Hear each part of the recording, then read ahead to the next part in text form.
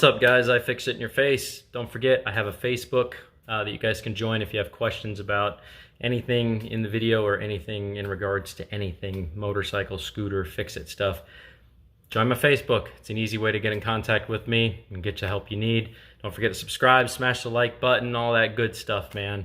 I make these videos for you guys. I don't make them for me. You can help me by dropping a subscription. Join the Facebook. I'm telling you, man, join the Facebook. If you're trying to get in contact with me, it's the easiest way to do it. Okay? Don't forget, everything you need is in the description below of the video. Let's get started. Alright, what's going on there, guys? We're going to have the age-old discussion here.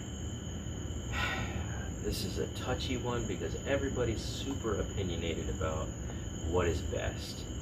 And I'm going to try to hit this from a standpoint of somebody who rides both and understands them well. So, carburetor or fuel injection, what is best on a motorcycle? I'm going to be honest with you, it's really going to come down to what you want as a rider.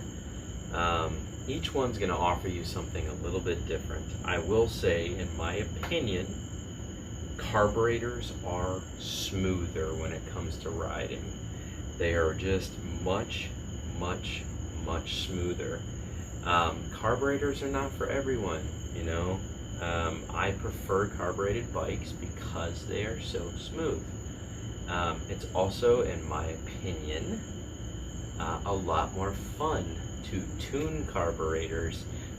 It's just more sophisticated. When it comes to fuel injection, the fuel injection system is actually wildly sophisticated, but the tuning aspect is really simple because all you do is hook it up to a computer and see what the numbers are and what each thing's producing, and then throw a little bit here at it with a computer, throw a little bit there at it. It's really simple to tune fuel injection, whereas carburetors are a lot more challenging to tune. But when you get them honed in just right, you have an incredible ride on your hands, and they are just super smooth. So here's some things to think about when you're going from either choosing a carbureted bike or a fuel injected bike. First thing, let's talk some old technology here. Carburetors. I love them. I love these old machines that have carbs. I love working on them. I love tinkering. I love solving issues. I love it when they have carburetor problems. It forces me to tear the bike down and figure out what it is and resolve the issue. And that's a lot of fun to me. A lot of other people are not going to find that to be as fun. I really enjoy that. It pushes me further and further, and I learn each time I get to tamper with a carburetor that's having problems. Okay, whereas fuel injection is all electronically based. Okay, so fuel injection, basically the computer's just reading all the components and going, okay, the O2 sensor saying this, the fuel pump's putting out this pressure, we're getting this kind of exhaust build on or back pressure on the system. Let's throw this amount of fuel at it. Let's, you know, set the timing curve and the spark at this. Like, the computer's doing all that stuff for you. But the one thing that really irks me about fuel injection is that it's not nearly as smooth as a carburetor. Okay, it's a lot more herky and jerky. It's either on or off. There's no real in between with fuel injection. So I find that when you roll on the throttle, you roll off the throttle on most fuel injected bikes, it gives you a nasty little kick.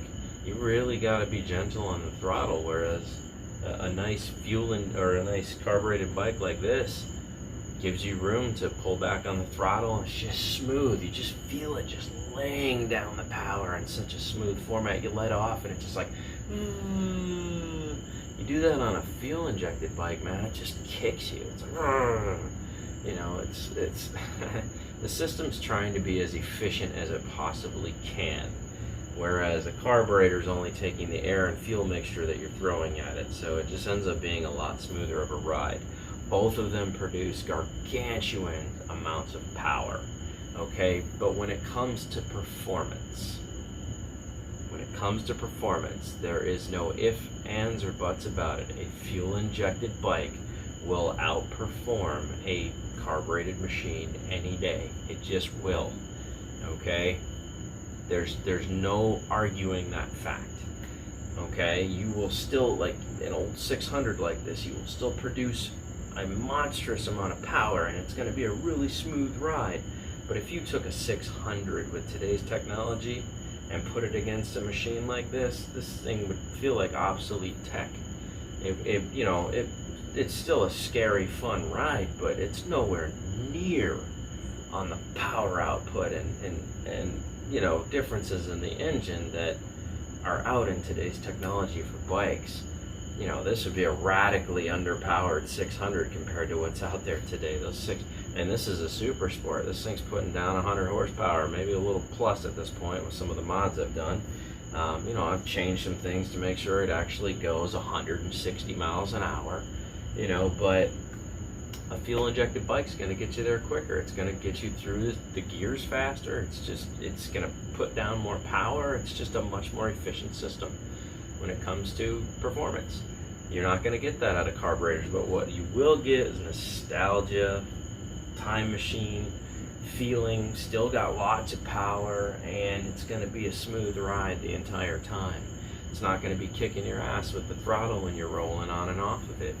So some big variances to really consider here is that carbureted bikes, shops barely work on these anymore. It's really hard to find shops that work on carbureted bikes.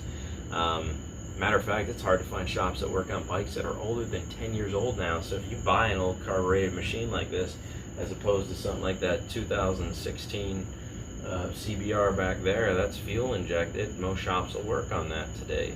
By today's standards, they have a diagnostic machine that can plug into that. With this old tech, you have to find people like me that enjoy carburetors and know what they're doing and can diagnose this machine properly, So think about it this way: if you're getting a carbureted bike, by today's standards, you're probably going to be doing the majority of the work on it yourself. You're going to have to take the learning curve. You're going to have to understand these things. With a fuel-injected bike, you can still take it to a shop. And if you really know what you're doing and you're a DIY tinker guy, you can probably resolve it yourself. I've fixed enough carbureted bikes that don't run, or I picked them up as a non-runner, But what I will say is that it's going to come down to what the rider really wants. Some of us really love the older tech. It's just such smooth rides. You still get tons of power. We're talking 100 horsepower plus, no issues. But is it going to be on power performance-wise with, the standard of what is out today? The answer to that is no. If you're buying an older carbureted bike, it's going to be outperformed by pretty much the majority of everything after it. just to put that in perspective for you. So the ups and downs here. In my opinion, carbureted bikes are smoother. They're more fun to work on. For the average person, probably not. And they still produce a good amount of power. Finding parts for them is really easy. It's a lot cheaper to repair the carburetors on this bike than it is to fix a fuel-injected system. I promise you, a rebuild kit for this bike is like $50. Fixing the fuel injection system on that, just one fuel injector on that bike will cost you over $100 if it has an issue. That's not including the O2 sensors, the throttle positioning sensor, everything else that goes along with it, the entire EGR system, all that stuff. It all plays a major role. This old tech doesn't have any of that. All you have to do is figure out which carburetor is having the issue, figure out where the issue's coming from, and resolve that problem with a simple part replacement. Put the bike back together, it's going to run. So in my opinion, the older bikes are easier to keep on the road and a lot more cost effective. They just are. They're just more cost effective if you're willing to do the work yourself. If you're not, this bike's going to be expensive to own. It's really going to be expensive to own. You have to, like I said, if you're not going to be taking care of your carbs and you're not going to be doing your own maintenance and things like that, this is not the bike for you. Stay away from a carbureted machine. It's not your bike. You don't want it. It's going to cost you a lot of money in the end if you're not willing to work on it. Get something with fuel injection. You'll have a lot less fuel problems. You'll have a lot less tuning issues. You'll be stuck on the side of the road a lot less. That's the bike for you. You want fuel injected. It's going to be a bit more jerky and herky when you roll on and off the throttle, but it's going to have tons of performance and it's going to be a very reliable machine. Something like this you're going to be tinkering with constantly. If the bike sits for 3 weeks and you don't ride it, you may develop a carburetor problem. Then you have to tear all the plastics off, pull the carbs, figure out which one's having the issue, fix the problem, slap it all back together, So, in my opinion, I'm a carburetor person. You guys kind of have the idea of the difference now between fuel injection and carburetor. You understand that owning older bikes comes with the territory of most likely doing most of the fixing and maintenance yourself, you know. But if you're willing to do it, it is a much cheaper route. It is a much cheaper option to go with. Okay, these bikes really don't need much, you know. Carburetor issues are rare. It depends on how you're treating the carburetor, the things you're doing to care for it, the type of fuel you're using, additives, all those types of things all make a huge difference in how this machine's going to function and how often you're going to have carburetor, you know, related issues. With a machine like that, you can pretty much use any gas, slap it in there, it can sit for a year and not run, and it'll most likely start right up. You couldn't do that with something like this. If you did that with something like this, you're going to end up having to tear the carbs down, probably put a rebuild kit on it, clean everything thoroughly, slap it back together, tune it. You know, the other things that come along with carburetors is having to synchronize them. You know, that computer is telling the throttle body what to do. With this, you actually have to synchronize the carbs. There's 4 of them. You have to sync them all together and make sure they're all working in synchronization. Otherwise, your bike's going to run like shit. These are all things to think about, guys. You know, you got to understand the principles of working on carburetors. But, like I said, this is a cheap route. If you're willing to take on the learning curve, older bikes are a lot cheaper and they're pretty easy to work on and maintain. There's enough YouTube videos out there now to help you guys. I've made tons of videos on how to synchronize, clean carbs. You know, I've had to rebuild a couple of them on the channel. But outside of that, normally it doesn't take much to get these things running again. You know? So, and if your concern is just not knowing how to synchronize or something like that, like let's say you buy a bike for cheap, you get it running, but it doesn't run great, heck, it doesn't cost much to take it to a shop and have them synchronize it. It costs a lot less just to have a synchronization done than it does to, you know, have them figure out all the problems with the carbs and rebuild them and fix them. If you can do all that stuff yourself, but you don't know how to synchronize, then you're getting off cheap, man. Just fix the carbs yourself, get the bike running. If it runs like piss, take it to a shop, let them synchronize it, and you got a great bike. You know? Ethanol-free fuel. Here's what I can tell you guys. Ethanol-free fuel in carbureted bikes will make a world of difference on how often you're actually working on these bikes. Okay? It will make a world of difference using ethanol-free fuel. Okay? Ethanol is horrible for carburetors. I fill up at Wawa gas stations when I run my carbureted bikes because I don't want ethanol damage in my carburetors. It's just down the road. It just creates tons of issues. You're constantly cleaning your carbs. If you're running ethanol free, you run into a lot less problems with that stuff. So I can't give you a direct answer on which one to go with. What I can tell you is my opinion and lay down the information, and none of you guys have that. Okay, you have, I think, what you need to move forward. If you want reliability and performance, fuel injection. If you want smooth, fun, and a little tinkering and cheaper, carburetor. That's the way I would go. You're still going to have a ton of fun on a carbureted machine. I promise you will.